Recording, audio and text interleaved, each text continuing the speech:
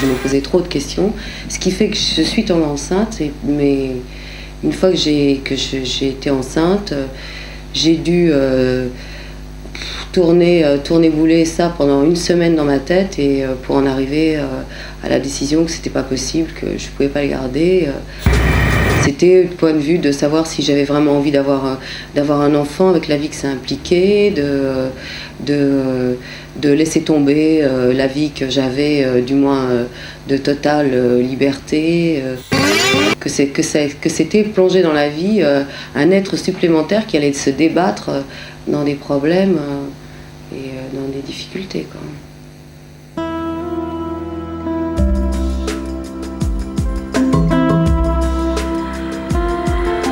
Avec la contraception et l'avortement, la maternité est devenue un champ d'interrogation. Avoir ou non un enfant. Ne sachant pas moi-même comment résoudre la question, j'ai voulu savoir comment faisaient les autres. Alors, pendant 10 ans, j'ai filmé et interrogé des femmes de mon entourage sur leur désir d'enfant. Ariane, des enfants pourquoi? 3e, 4e. Action. Je m'appelle Ariane Ascaride. J'accouche dans 4 jours. Et je fais un casting pour le rôle principal d'un film intitulé La solitude de la baleine.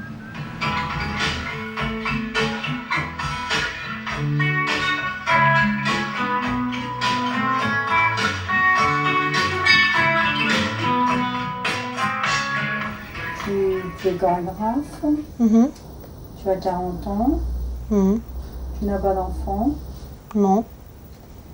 Considérer que les danseuses ne peuvent pas avoir d'enfants ou n'en font pas parce que leur vie artistique leur interdit ou les empêche de réaliser ça. Je pense qu'il y a une part effectivement de mythe et de réalité. C'est-à-dire que jusqu'à présent pour moi, ma vie artistique prenait toute la place. C'est-à-dire que j'avais des comptes à rendre à moi-même avant tout, pour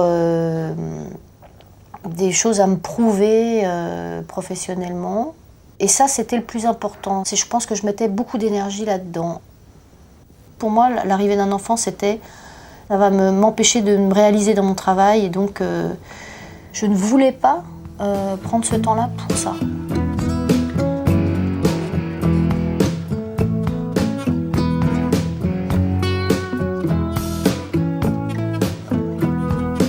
Depuis que ma sœur a eu son premier gamin, j'ai réalisé que j'étais en âge, moi, puisque ma sœur pouvait être mère, je me suis dit que voilà, ça y est, j'ai passé une génération et crac, je peux aussi le faire. Oui, mais il a quel âge, ce garçon? Il a 16 ans, il vient d'avoir 16 ans, donc ça fait effectivement 16 ans que...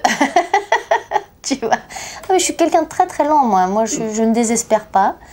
Ça fait 16 ans que l'idée d'un gosse, d'un enfant, passe de l'idée abstraite à la chose concrète. Voilà. C'est-à-dire qu'aujourd'hui, je me vois porter un enfant à l'intérieur de moi. Ensuite, je me vois avec un gosse dans les bras. Je me vois avec un enfant dans ma vie de tous les jours. Je me vois comme faisant partie de cette vie, quoi. Alors qu'avant, il ne pouvait pas pénétrer dans cette vie, puisque je ne lui donnais pas de place.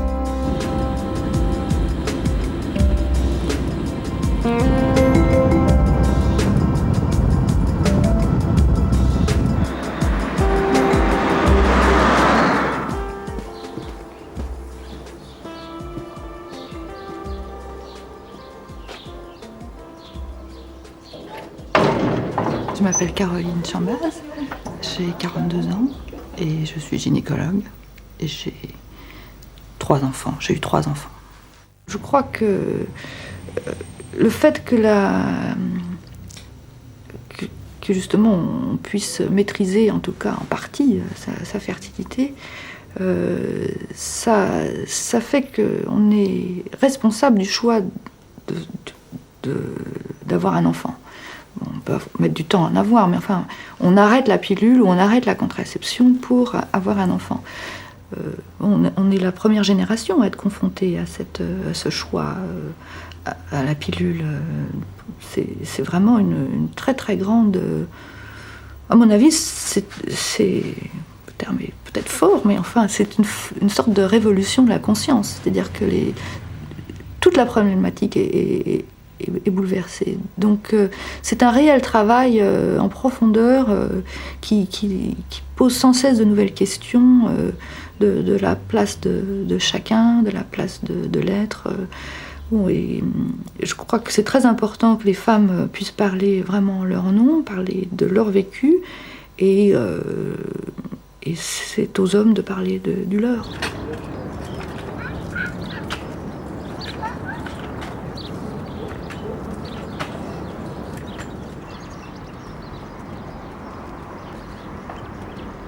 Je m'appelle Micheline, j'ai 43 ans, j'ai 2 enfants, une fille de 26 ans et une fille de 15 mois. Comment ça se fait que tu as attendu donc 25 ans pour avoir un autre enfant? En fait, elles sont pas du même père. J'ai eu Barbara donc à 26 ans, j'avais 17 ans. Et c'était un accident ou c'était voulu ou ça s'est passé comment? Moitié. C'est-à-dire qu'à l'époque, il n'y avait pas de contraception. Enfin, ça existait très peu. Et puis bon, on était amoureux, on avait envie d'avoir un bébé, bon, on était jeunes. Puis voilà. Et bon, quand j'ai rencontré le père de Juliette, j'ai eu envie à nouveau.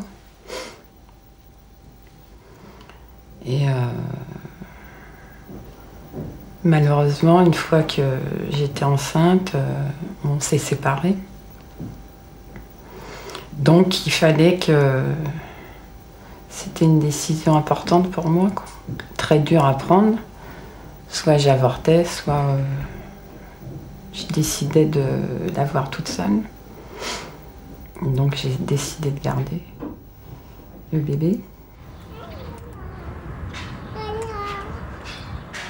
Et donc là, vous habitez toutes les trois avec Barbara et Juliette. Et ça te fait quel effet d'avoir 2 filles aussi différentes? Barbara, tu la considères comme ta fille ou Il y a des moments, oui, et d'autres non. C'est comme une copine qui habite avec moi.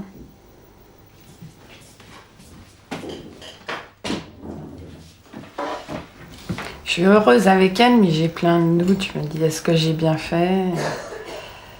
J'ai peur pour elle, quoi. Peut-être le fait que je suis toute seule avec elle, je culpabilise. De ne pas lui donner un père? Ouais. Est-ce qu'un jour elle va pas me reprocher? Je sais pas. Mets ton acte dans la bouche. Mais bon, c'est pas de ta faute non plus. Non, mais elle y est pour rien, donc faut... Voilà. C'est vrai que je culpabilise. Et quand je la vois, dès qu'il y a un homme, elle est accrochée. Et là, c'est encore plus dur. Tiens. Est-ce que tu pourrais dire que c'est comme si elle avait donné un sens à ta vie? Oui, un nouveau départ. C'est ça qui me manquait.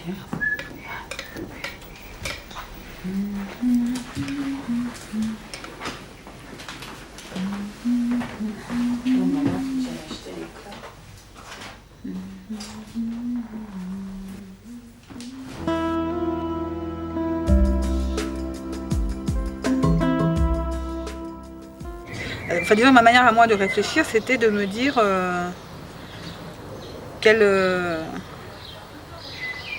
quel moment tu te sens le mieux quand tu décides de te faire avorter, quand tu t'imagines t'ayant fait avorter et puis la vie passe comme ça, ou est-ce que de le garder, c'est ça qui te rend plus heureuse ou... Ouais, t'es projetée dans l'avenir. Ouais, et puis tu projetais dans l'avenir. Et alors, quand tu te projetais dans l'avenir, ça donnait quoi? Dans l'avenir, je me projetais très bien avec un autre enfant.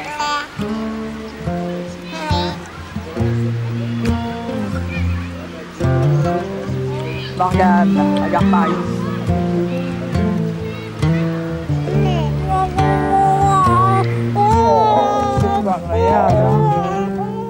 c'était fini complètement entre nous deux.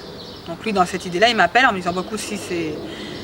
Soit on est ensemble et tu gardes le gosse, enfin on peut garder le gosse si on veut et tout ça, mais autrement, moi je pense que il faut que tu te fasses avorter, quoi. C'est pas bien que tu le gardes toute seule, ça va pas être bien pour le gosse, ça va être bien pour personne.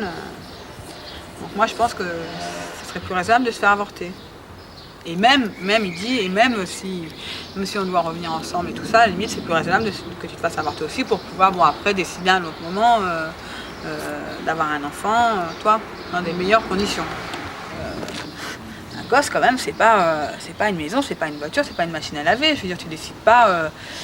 Bon, c'est sûr qu'il y a la pilule et tout ça, mais il y a un enfant, t'es enceinte et tout ça, tu dis pas je me fais avorter, puis dans un mois, on en fera un autre, quoi. Je veux dire, moi là-dessus, non.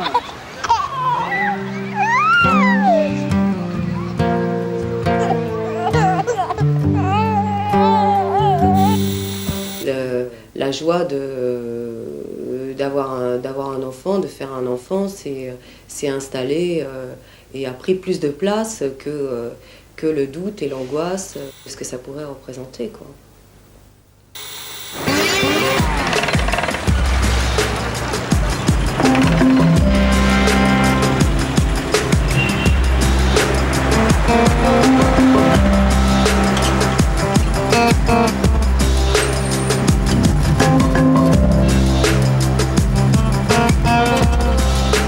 Je voulais comprendre d'où vient cet obscur désir d'enfant avant de me lancer dans l'aventure, et je me posais beaucoup de questions.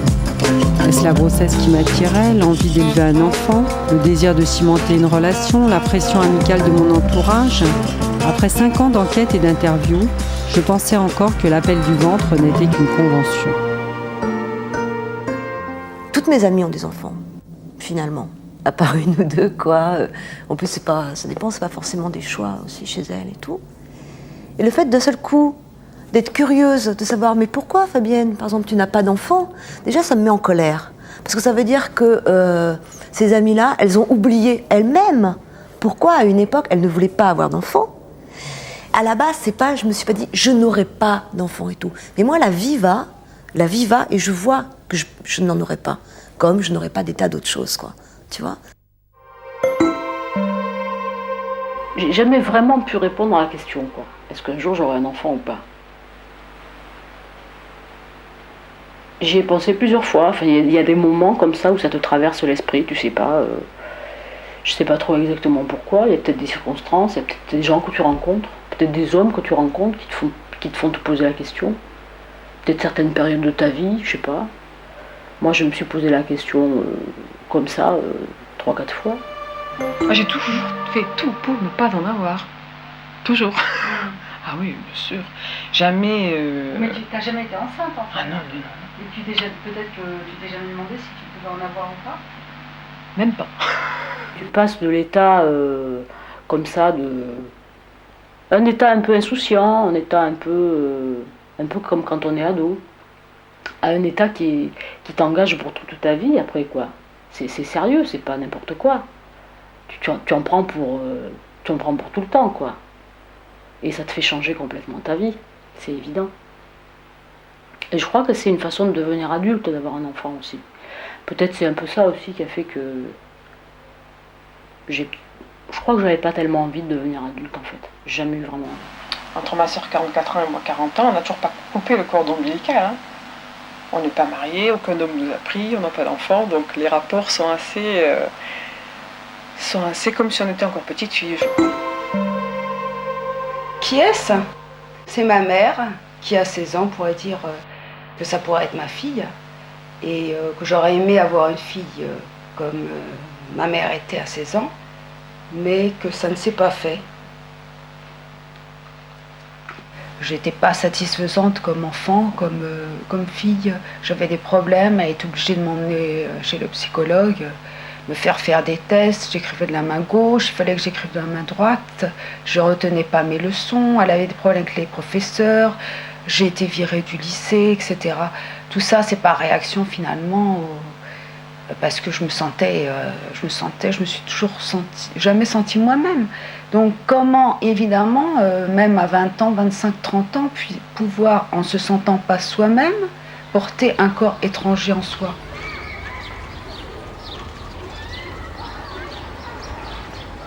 Si moi-même je fais un enfant, est-ce que je ne vais pas aussi continuer ce cercle infernal qui fait que finalement ma fille, j'aurais aimé avoir une fille, donc je dis ma fille imaginaire, j'aurais pas transmis à ma fille imaginaire toute cette, je dois dire, univers un peu névrotique, pas mal névrotique de ma propre famille.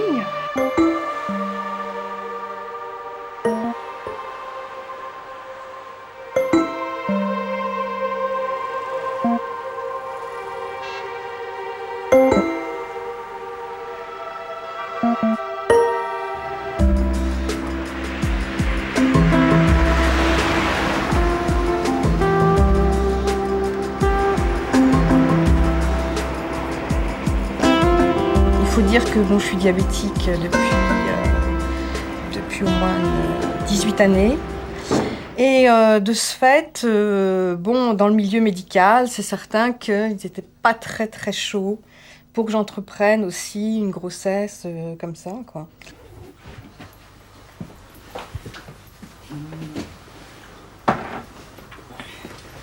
Ça va ? Oui. Il a fallu avoir un petit temps de réflexion. Enfin, moi, j'étais pour dès le départ, mais je n'ai pas voulu le dire à Sylvie pour qu'elle fasse son choix, quoi, en fait, qu'elle se décide elle-même. Ah oui, à savoir si c'était possible de le garder ou pas par rapport aux problèmes physiques et médicaux. Ouais, c'est ça, donc je voulais pas avoir une influence, faire un forcing par rapport à ça, quoi. Je n'y croyais même pas moi-même. Bon, je me suis retrouvée enceinte, voilà, donc pour dire que les choses quand même sont... Des fois, il y a un côté comme ça qu'on ne maîtrise pas, mais qui est assez merveilleux. En même temps, très ambivalente par rapport à ça, parce que j'ai été à la fois moi-même surprise, et puis, d'autre part, j'y croyais pas. Enfin bon, il a fallu que je fasse 2 tests pour vraiment être sûre que c'était bien ça. Et tout un chamboulement en 48 heures de temps, là, je veux dire, tout s'est bousculé dans ma tête. Enfin, c'était assez fou. Et je veux dire, la seule personne sur laquelle je me suis appuyée à ce moment-là, c'est ma diabétologue, puisque bon, c'est quelqu'un qui me suit depuis des années et qui a un très bon contact relationnel. Et je me suis précipitée chez elle. Et bon, là, j'ai déversé toutes mes larmes, parce que c'est vrai que bon, c'était un truc... Enfin, pour moi, bon, je veux dire, c'était quelque chose d'impossible, quoi. Je pose la pastille en cherchant le cœur de l'enfant.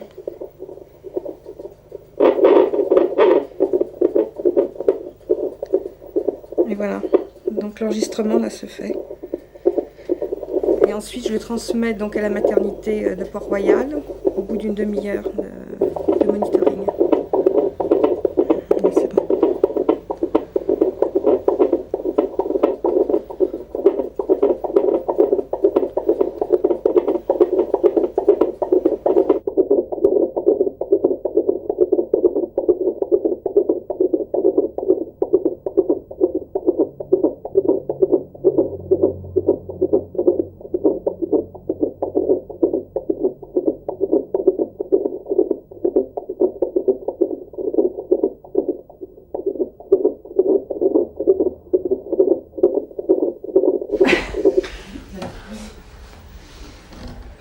Le berceau.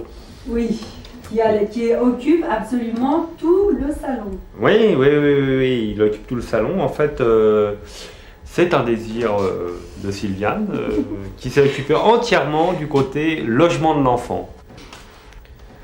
Donc voilà, la semaine prochaine, on est prêt, quoi. La semaine prochaine. Il nous faut encore une semaine. Attendre un peu. Puis moi, je voudrais que ce soit un verso. Et le début des versos, c'est le 20, c'est samedi. Parce qu'un verso qui rentre dans l'air du verso, c'est bien, non? Voilà. Je suis triste, je me sens bête, vraiment bête à manger du foin. Et je suis triste et ça me déprime. Alors maintenant, je vois de moins en moins de gens. Je passe de plus en plus de soirées chez moi, alors qu'avant, je sortais sans arrêt. Parce que si c'est pour être un gros tas stupide dans un coin, c'est pas la peine, quoi. Par rapport au fait que ça va te refaire d'autres contraintes, forcément, un môme, oui. tu vas être obligé de t'en occuper. Oui, mais alors là, c'est c'est plus le même problème. En fait, tu vois, pour revenir à ta question du début, pourquoi on fait un enfant, je crois que la seule raison pour laquelle on puisse décemment faire un enfant, c'est parce qu'on a envie de tout donner. C'est un acte gratuit, on a envie de se dépasser, c'est un don de soi, on a envie d'avoir des petites personnes, bon au début elles sont petites, après elles sont grandes, qui dépendent de soi, de ne plus s'occuper que de soi. C'est là un sentiment vraiment irrationnel, qui échappe totalement à la logique, je crois. Et ça, tu penses que c'est important, ce côté désintérêt de soi Ouais, je pense que c'est essentiel. Sinon, tu peux pas faire d'enfant, c'est pas possible. Il n'y a pas de bonne raison pour en faire. 9 mois que je travaille la question. Ne pleure pas, Jeannette. La la la la la la la la la la la la. Tu n'auras pas ton pierre. Nous le pendouillerons, nous le pendouillerons. J'arrive à une conclusion, c'est que c'est tellement chiant d'attendre un enfant que ça tue le désir d'enfant en moi. Ah ouais, Moi je vis dans la haine depuis 9 mois, qu'est-ce que tu veux, c'est pas possible. Mais c'est dans la haine de toi? Parce que c'est aussi dans devoir... la haine de moi, de l'univers entier. Ne pleure pas, Jeannette. Nous te marierons.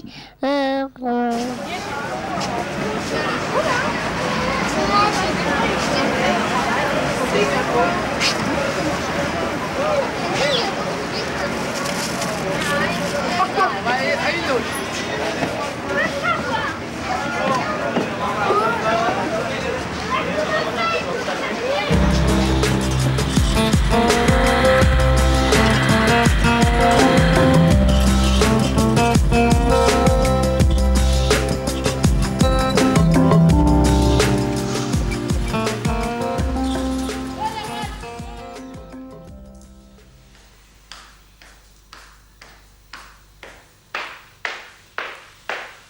Oui, non, ça il n'est pas question que je recommence cette expérience. Je l'ai faite 2 fois.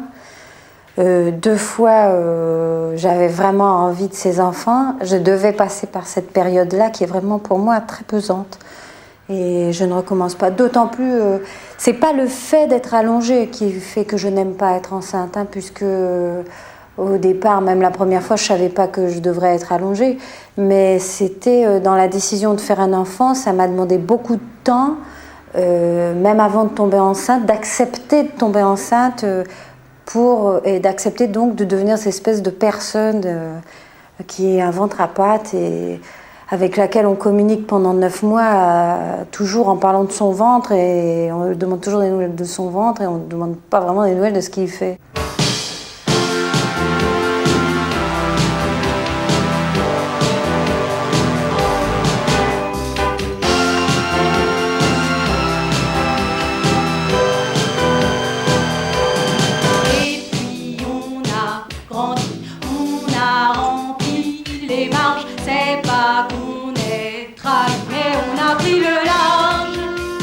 Au moment où j'accouche, je m'arrête de manger jusqu'à ce que je sorte de l'hôpital. C'est-à-dire que je ne mange pas pendant 8 jours. Et après, je fais attention à ce que je mange. Parce que je n'ai pas envie de rester longtemps dans cette espèce d'état où on est entre 2 chaises, on n'est plus enceinte, mais on vient d'avoir un enfant. C'est vrai que le corps doit reprendre sa forme et que c'est pas si rapide que ça. Peut-être que je suis quelqu'un d'un naturel assez impatient et que je brusque un peu les choses, mais quitte à être obligée de prendre des tubes entiers de vitamines, je ne mange plus. Tes enfants, pourquoi 4e? Jette-le, jette-le. Alors Valentine, t'es contente d'avoir une petite sœur? Oui. Oui? Pourquoi? Parce qu'elle s'appelle Madeleine et je crois qu'elle va être jolie. Je deviens con. Il suffit que je me mette à attendre un gosse pour ressembler à toutes les femmes du monde. Je deviens con.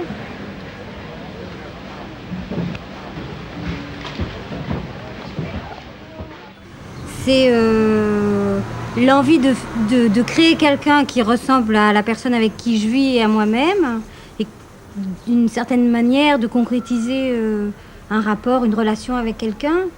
Et puis, l'idée de voir ce que ça faisait d'avoir un enfant. Quel âge t'as, Madeleine, maintenant? 4 ans.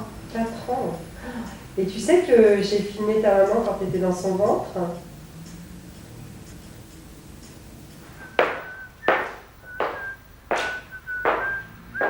Et tu disais qu'entre femme et mère, tu te sentais femme. Ah, c'est bien, je ne peux pas dire que des bêtises. Oui, je suis avant tout femme. C'est pour ça, c'est ça qui me gênait quand j'étais enceinte. C'est qu'on ne me considérait plus comme femme, on me considérait comme mère. Et je trouve ça restrictif, complètement. C'est-à-dire qu'on ne te parle que de choses ayant rapport aux enfants, ou j'en sais rien, ou comment tu te sens dans ton corps. Au fond, je m'en fous un peu, quoi.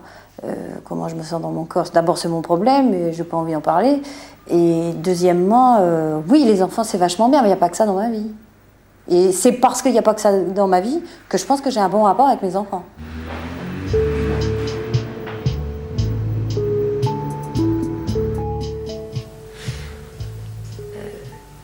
Je dirais quelque chose de très intime, c'est les deux personnes dont je suis sûre qu'elles m'aiment vraiment. L'amour est une chose extrêmement importante chez moi. Je pense que j'ai un besoin d'amour très très grand. Ben celle-là, je suis sûre qu'elle m'aime. Je ne sais pas te dire comment, quoi. Je ne sais pas te dire pourquoi non plus. Je ne sais pas pourquoi, mais celle-là, j'en suis sûre.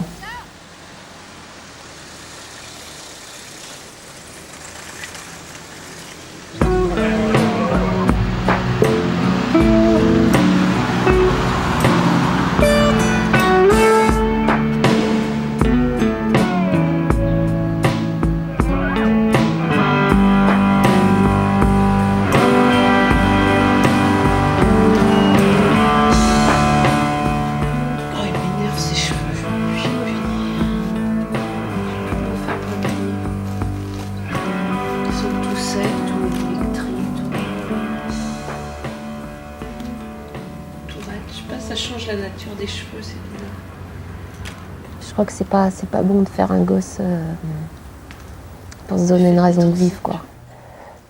C'est justement là où ça prouve que c'est mauvais, c'est que j'ai été déçue. J'ai eu un espèce j'ai eu le baby blues, comme on appelle, parce que en fait, le baby blues, je crois que ça s'explique assez facilement, quoi, parce qu'en fait, j'étais vraiment super bien enceinte, j'avais une pêche pas possible.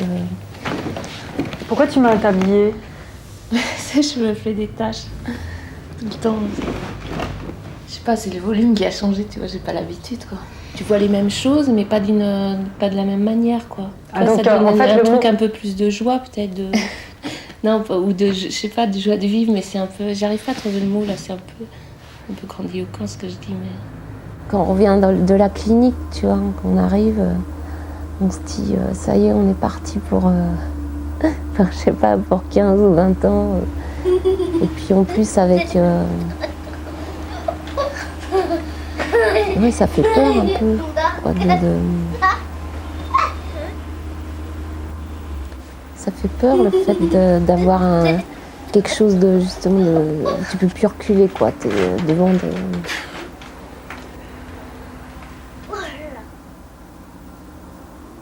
devant tes responsabilités, quoi. T'as plus d'échappatoire, quoi. J'ai jamais eu, jusqu'à présent, un sentiment de responsabilité aussi intense que depuis que j'ai un enfant. Je me sens complètement responsable, c'est-à-dire que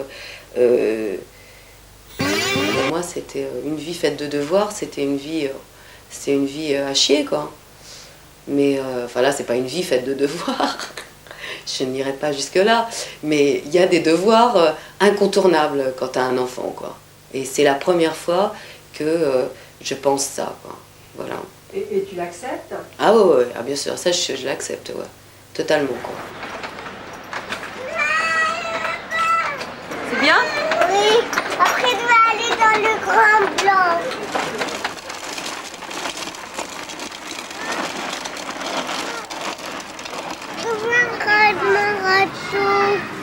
J'ai rien pris, là.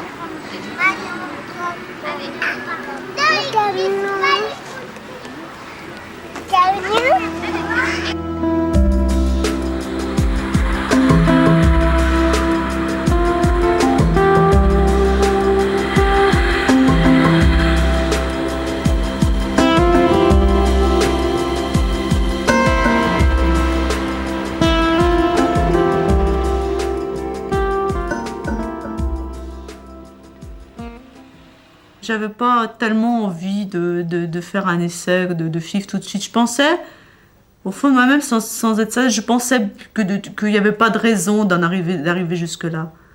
Que, bon, d'accord, on n'arrivait pas à avoir d'enfants, qu'on était plus tout jeune. Bon, Michel, en plus, il avait 18 ans en plus, il a été père à 45 ans, donc c'est vrai qu'à un moment donné, il faut se dépêcher. Bon, moi, j'avais 36 ans. Mais j'étais pas très chaud, j'avais pas tellement envie de tenter l'expérience de la FIV. Je pensais que si j'étais stérile, bon, il n'y avait pas de raison, en plus de ça, que ça devait se débloquer peut-être. Enfin bon, je suis arrivée à 5 tentatives, j'en avais vraiment marre et là j'ai vraiment décidé que c'était pas possible. En tout cas, pas pour moi, je ne voulais pas avoir d'enfant de cette façon, parce que c'était vraiment de la médicalisation à outrance. Et j'ai décidé d'arrêter au mois de juin. Et en octobre, j'étais enceinte, voilà. C'est la maman de Tina. Tu te souviens? Oh ben je peux pas te porter. Et comment je fais maintenant avec la poussette? On la laisse là, on s'en va? Oui. On s'en va, on laisse là ici?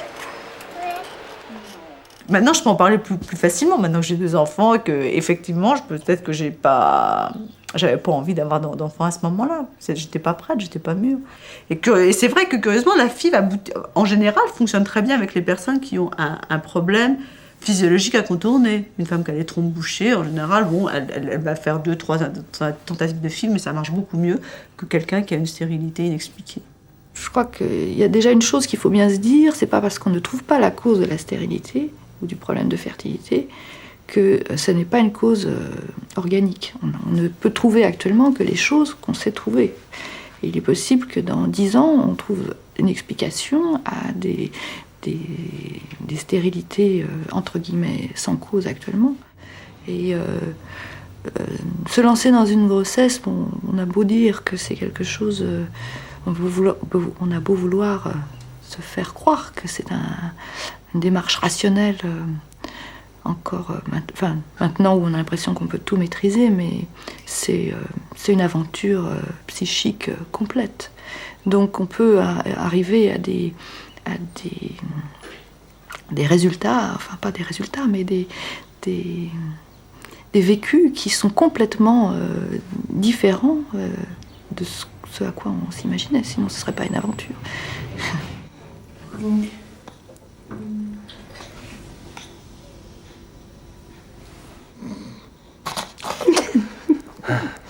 Le réveil en sursaut. Il se fait peur tout seul. Ah, on va vivre. Ah bah oui. Ça c'est un goinfre. On l'a surnommé GG, gros goinfre. Et là, maintenant, il y a eu 6 semaines, il y a 2 jours. Voilà. Il est né le 1er février. Moi, j'étais partie du principe que je voulais pas avoir mal, mais que quand même, je pensais pouvoir tenir, quoi, que c'était quelque chose de supportable. Puis je me suis rendu compte, en fait, que je gérais pas du tout ça. C'est vrai, donc j'ai demandé la péridurale, et puis après... Puis après, ça a été un super soulagement. Mais en même temps, c'est vrai que je culpabilisais un petit peu, parce que je pensais que j'étais capable... Arrête. Enfin, c'est vrai, tu culpabilisais. J'étais capable de le faire, quoi. Et que c'était quelque chose que je pouvais surmonter, quoi. Et puis c'est vrai que bon, la sage-femme, je sentais qu'elle faisait un petit peu la tête que j'ai demandé la péridurale, quoi. Et il y a une gynéco qui est venue me voir en me disant que c'était quelque chose de tout à fait humain de pouvoir demander la péridurale, qu'il y avait des choses qu'on ne pouvait pas surmonter nécessairement, quoi. Et après, c'est vrai que bon, Frédéric a pris des photos, c'était un soulagement immense, quoi. Non, moi, l'accouchement s'est très bien passé. Merci. Tu as beaucoup souffert, quand même. J'ai beaucoup souffert, oui, ça c'est vrai. Il va agiter les bras. Ouais, vas-y, montre-lui comment tu crawles.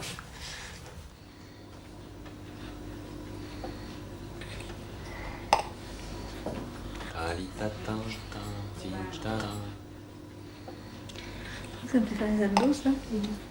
Qu'est-ce que tu fais, Laura? Tu vas aller manger du nougat? Du nougat chinois? Hein? Allez, viens, on va traverser.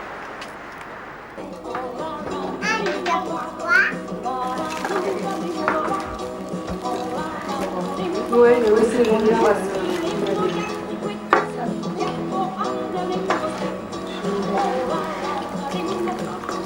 Laura, t'es allée chez le coiffeur, là. C'est bien.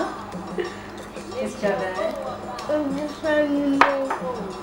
Chez le coiffeur.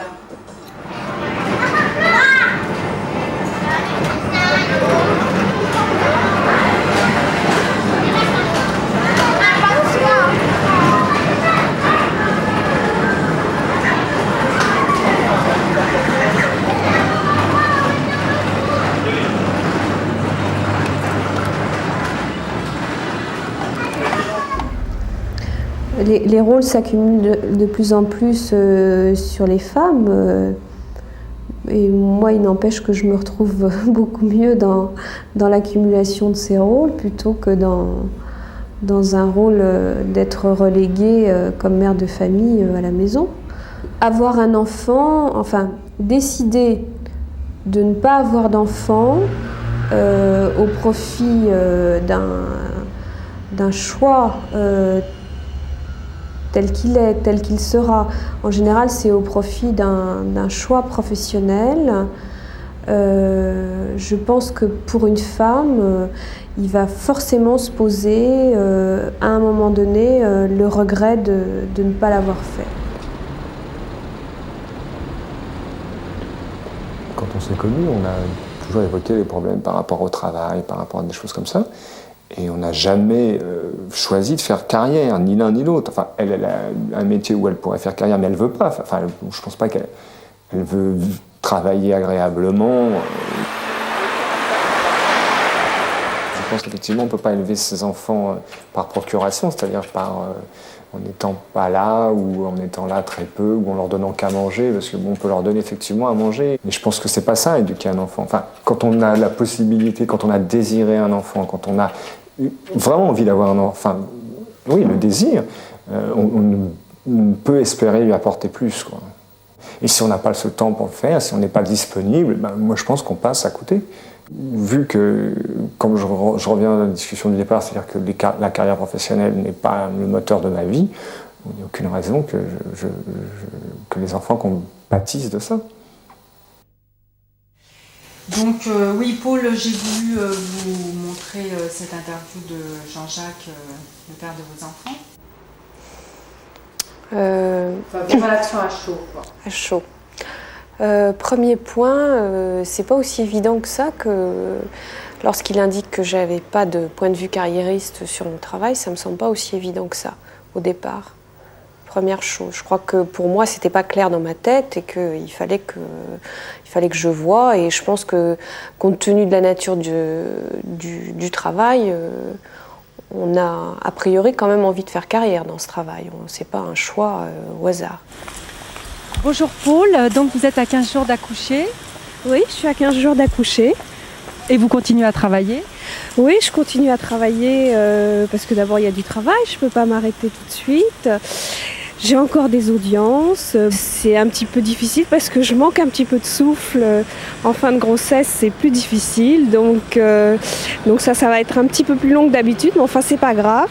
Je pense que d'ici la semaine prochaine, je vais pouvoir m'arrêter, me poser, couver tranquillement mon œuf et attendre la venue du bébé tranquillement. Voilà. Bon, merci beaucoup Paul, bonne chance pour votre audience et après l'accouchement, on se revoit. D'accord, merci beaucoup, au revoir.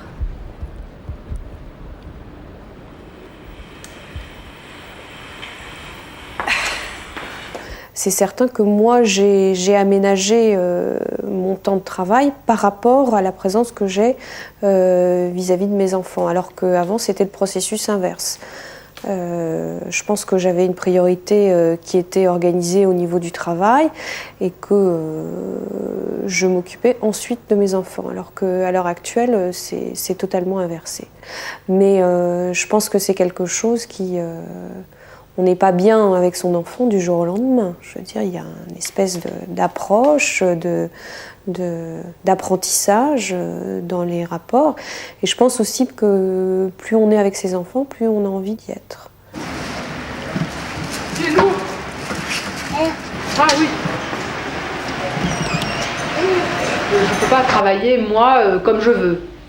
Je veux dire, je suis quand même dans les couches, j'amène le grand à la musique, pendant ce temps-là, l'autre, il faut l'amener chez pédiatre parce qu'il a une otite, parce que ceci, parce que cela, enfin bon, les enfants quoi. Et puis, moi j'ai envie de travailler, et je travaille, et j'aime ça, et j'ai l'impression d'être sans arrêt en train de jongler avec les horaires. En fait, c'est physique, il faut que je les voie, il faut qu'ils soient avec moi. J'ai découvert un amour dont je ne me savais pas capable. J'ai découvert que j'étais très mère-poule. Je déteste que quelqu'un d'autre que moi s'en occupe. Tu vois, vraiment, je n'aime pas que quelqu'un d'autre que moi soit proche de mes enfants. Ah, mais c'est maman. Ça veut dire que de femme, je suis devenue mère. Et que je suis mère à 100%. Tu vois, leur père est passé au second plan. Leur père, ma vie amoureuse, depuis que je suis devenue mère, ma vie amoureuse, et c'était quelque chose qui était très important, c'est devenu moins important que mes enfants. Je n'ai pas jamais imaginé la passion que je pourrais avoir pour mes enfants avant qu'ils naissent.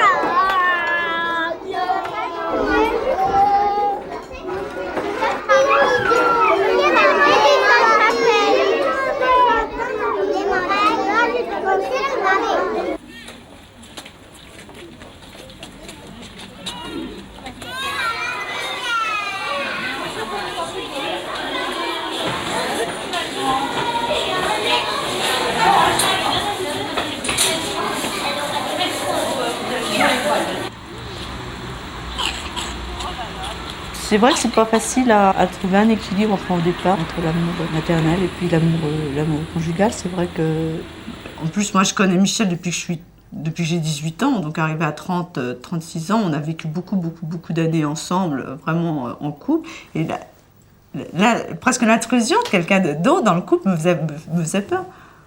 Enfin, j'analyse comme ça, je sais pas si c'est vrai, mais en tout cas, c'est vrai que ça a changé beaucoup de choses. J'ai eu l'impression que j'existais plus du tout en tant que femme, mais uniquement en tant que mère. Quoi. Ça, c'est très très bien. Et alors ça c'est bien. Ça, c'est bien. À 11h30. Tu peux regarder aussi. Mais oui, mais tourne les pages. Donc pendant 2 ans où elles ont... Oui, c'est ça, pendant 2-3 ans où j'ai très peu travaillé, et ça m'a énormément manqué.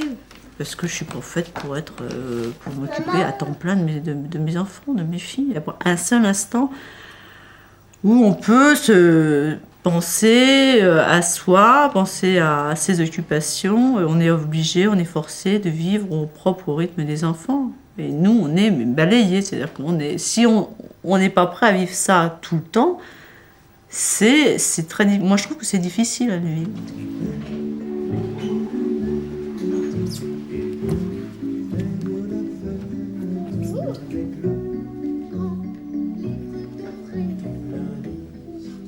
Si j'avais pu me faire à l'idée en me disant bon, j'aurais pas d'enfant, peut-être que j'aurais vécu ma vie de femme quand même très bien. Je veux dire, je sais pas, je peux pas encore à l'heure actuelle, je sais pas si je le saurai un jour, je sais pas si j'aurais été malheureuse si j'avais pas eu d'enfant.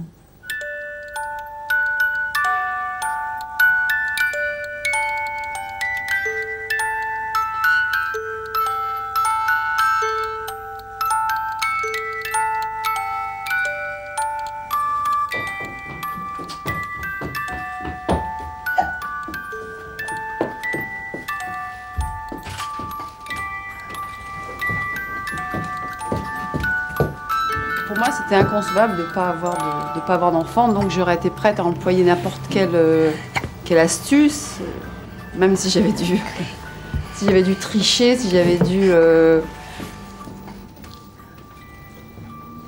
Et tu as eu l'impression de rajeunir en ayant Eugénie, ou d'oublier ton âge, ou de... J'ai jamais fait une fixation sur mon âge, si tu veux, parce que bon... Enfin, rajeunir, j'en sais rien. Rajeunir, non. Non, pas spécialement rajeunir, mais de savoir pourquoi j'étais là, tu vois. Parce qu'avant, je ne savais pas. Je la dépose à la crèche vers 8h05, 8h10, le temps de lui faire des bisous. Je pars à 8h15 et je la récupère le soir, il est 7h moins le quart. C'est quand même de grosses journées, donc le soir j'ai vraiment envie d'en profiter. J'ai pas du tout envie de la prendre et de la... Même si c'est qu'une fois par semaine, non, j'ai pas envie. Puis non, ça me... C'est bien qu'elle soit avec sa maman le soir, parce que la journée déjà, c'est un autre monde. Elle est restée pendant 1 an avec une nounou. Là, comme ça, du jour au lendemain, je l'ai mis à la crèche, un nouveau monde. Bon, c'est bien, elle est ravie, hein, ça se passe très bien. Mais bon, je crois que je suis très égoïste, j'ai pas du tout envie de la... Je la vois déjà pas beaucoup la semaine, donc j'ai pas du tout envie de m'en séparer en plus. Pas du tout. Bonsoir. Oh, c'est qui, c'est maman? Oh là là. Bonsoir mon amour à moi. Petit amour à moi, ça. Ça, on va le ramener à la maison parce que c'est sale. Ça a été? Voilà. Ben oui. À demain, Muriel, bonne soirée. Allez.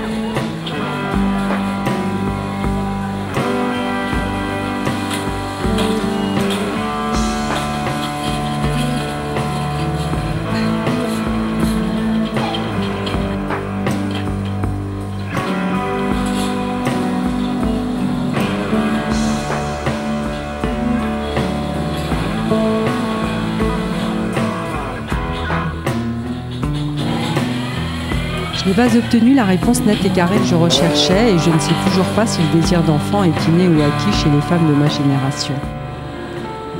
Mais j'ai entendu des milliers d'histoires et d'expériences singulières qui m'ont permis de sortir du cercle infernal des interrogations sans fin.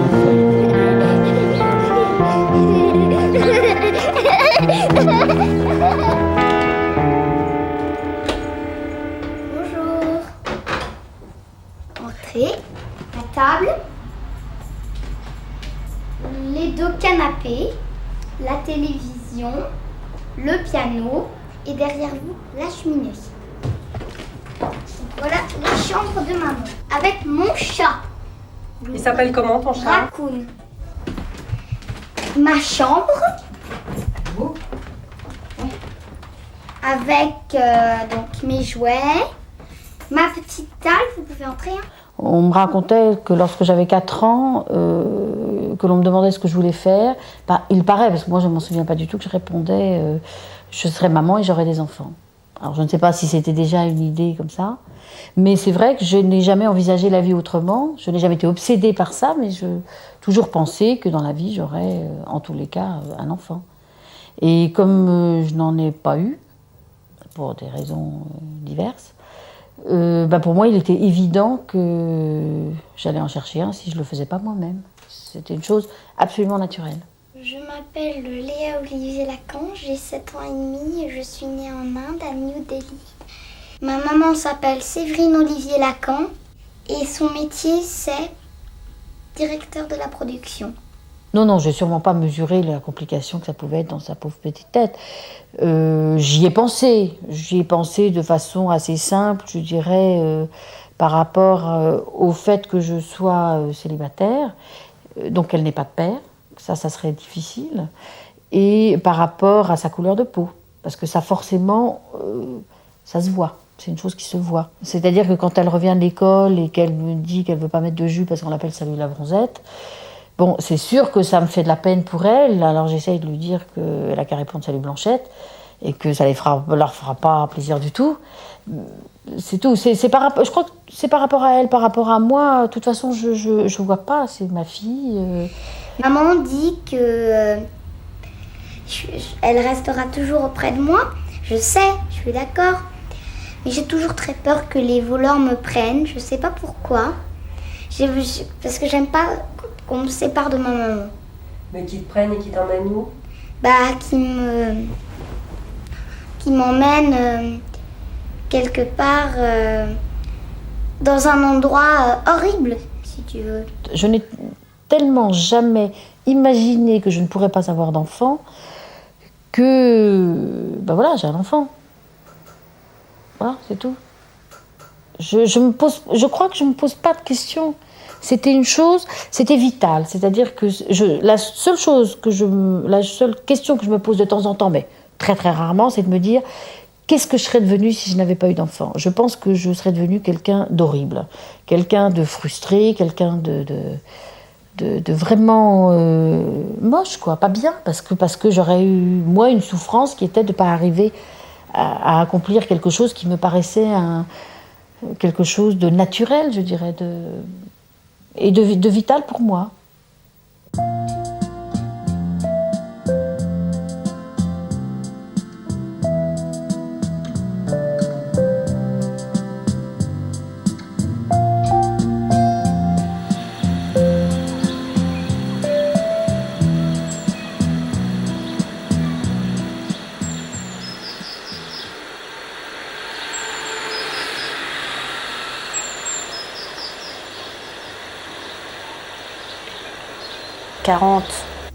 Bientôt 41, il ne me reste pas beaucoup de temps et l'histoire du temps, ce temps-là m'angoisse un peu quand même, parce que je me dis que si ça se fait pas maintenant, c'est naze, quoi. Et ça, mais je veux pas trop non plus, toi, j'évite de me prendre trop le chou là-dessus, en me disant et si jamais on n'y arrive pas, et pourquoi on n'y arriverait pas. Mais c'est vrai qu'on en parle en plus, c'est ça qui est marrant, quoi. On en parle. Patrick et moi, on en parle, ouais. Enfin, on l'envisage, la possibilité que ça marche. Enfin, ouais. Tu vois, tu te dis, t'as pas 10 ans pour le faire, donc quoi. Donc, t'as envie que ça se fasse, quoi. T'as envie que ça marche. Donc, comme t'as envie que ça marche, tu te dis, mais ça pourrait ne pas marcher. Qu'est-ce qu'on est con des fois, putain. On est quand même un peu... on est un peu compliqué, quoi. Mais voilà, quoi. Donc on se raisonne aussi, et puis on dit, bon, allez, basta, on arrête de parler de ça, on passe à autre chose. Et puis voilà, quoi. Donc on verra. Je crois que si ça doit se faire, ça se fera.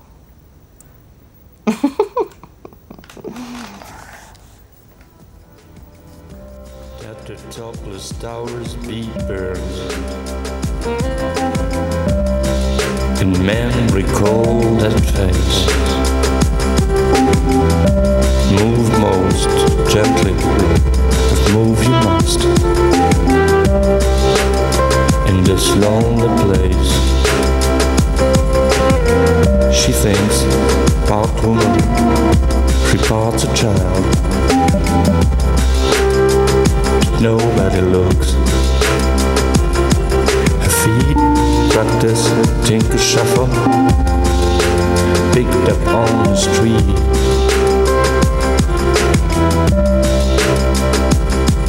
Like a long-legged fly upon the street. Her mind moves upon sides. Like a long-legged fly on the street.